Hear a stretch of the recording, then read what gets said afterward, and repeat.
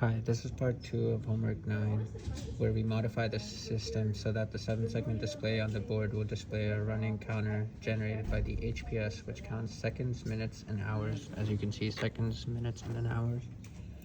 Every 1 second until 60 seconds, and then wraps around incrementing the minutes, which in turn wrap around when the 60 minutes is reached by the incrementing by the hours by 1, which in turn wrap around when the 24 hours is reached. So as you can see, the clock works correctly. Now I can show you the code, and then we can restart the system to show you that it boots up correctly. So this is the code. So these are my first two initializations, which is the base physical address of the LW bridge and the size region of the map. And then these are the addresses that we assigned in Platform Designer. These are the addresses that I gave in order to display each values that you can see: 0, 3, 3, 5, 6, 7, 8, 9, 0, 40. And then I created pointers for each PIO that drives one hex display. Then this small piece of if statement that you see, which basically what it does is opens the memory device so that we can access the physical memory. This is required because the FPGA peripherals like PIO, hex, and other live peripherals live at the physical address that user programs normally and cannot access directly. Then we have something called a memory lightweight HPS to FPGA bridge into our process. So these are the different variables that we have listed out. Null, which is let the kernel choose the virtual address. HW red span, which I already mentioned, is the size of the region to the map. Prot read and prot write allows reading and writing registers. Map shared updates propagates the actual hardware. FD file descriptor for dev memory, and hardware register base, which is the physical base address of the LW bridge, lightweight bridge. After mmap and LW base becomes a pointer, we can use it directly to read and write to the FPGA registers. These are the virtual pointers that point to each hex PIO registers. Each hex PIO is one 32-bit memory map register. And then over here, we initialize the variables for our digital clock. And this is the main loop, which just keeps running infinitely, which updates the time, converts digits, and writes it to the hex displays. So what this does over here is just breaks the current time into decimal digits for the 7-segment display. This is for seconds, this is for minutes, and this is for hours. Then we write the 7-segment values to the PIO registers, and each hex display has its own PIO module, as you can see over here. And then this is the statement which helps update the counters with the wrapped logic. So as you can see, this 44 seconds is going to turn into a minute, which is going to change this to 33.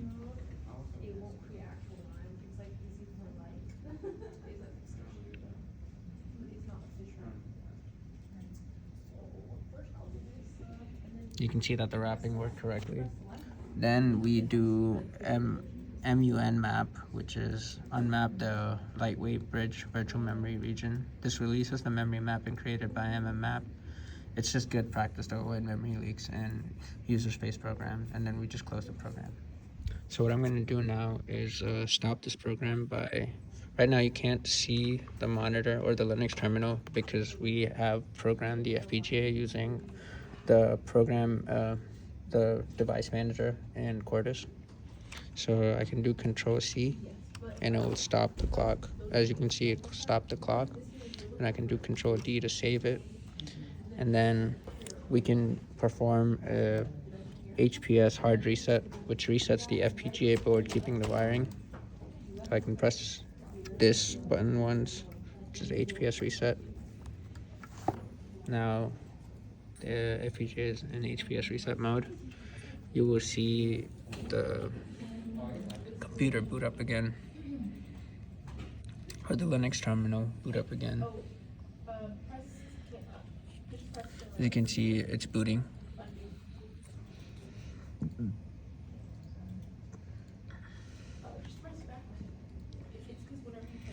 Root, enter, and we have to mount the SD card again. Then you can do cd mnt slash linux slash home slash root. And now if you do ls, we can see our program.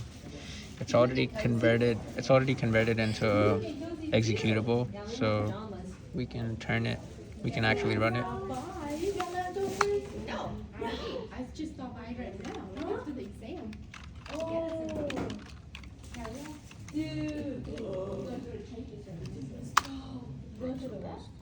Now it's running. Right now it won't run anything because I haven't wired it.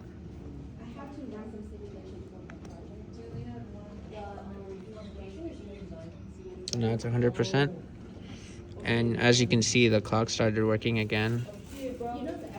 And this is all that we have to do for homework 9 part 2. I'll just wait for the seconds to turn into minutes.